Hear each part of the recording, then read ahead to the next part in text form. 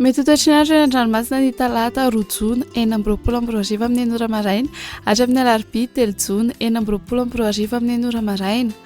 Mila malina hatrany eny an-dranomasina na tsy misy azy ny fampitandremana.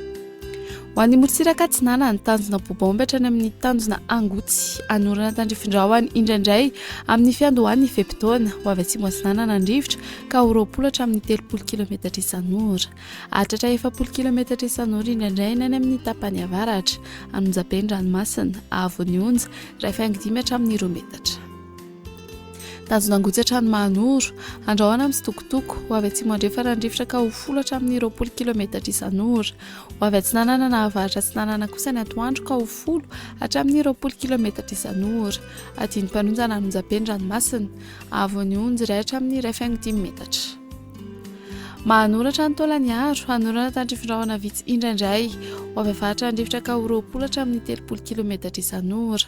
Hahatratra 40 km isan'ora ny any atsimon'ny Vangaindrano amin'ny faran'ny fepitaona.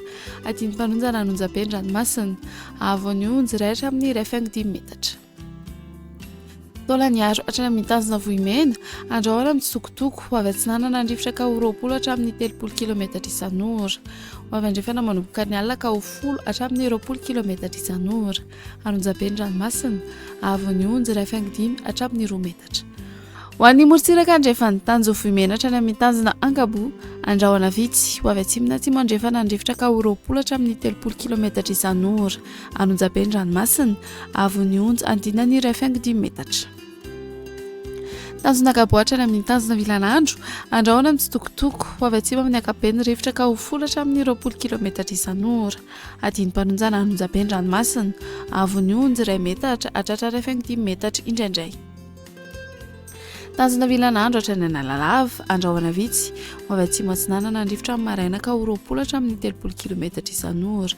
Elina ho avy andrefana kosa ny atoandro ka ho 10 hatramin'ny 20 km isan'ora. Ho avy atsimo ny rivotra ny alina ka ho 20 km isan'ora. Adiny mpanonjana Ranomasina Avon'ny Onja 8.5 hatramin'ny 2 metatra. Analalava hatrany amin'ny tanjona Bobaomby andrahoana amin'ny sitokotoko ho avy atsimo atsinana nandrivotra amin'ny morotsiraka Diana ka ho 30 hatramin'ny 40 km isan'ora. Io vaovao kosa ny anakafa ka ho 10 hatramin'ny 20 km isan'ora. Ho tona adiny mpanonjana Ranomasina Avon'ny Onja 8.5 hatramin'ny 2 metatra any amin'ny tapany avaratra ho latsaky ny 8.5 metatra ny anakafa.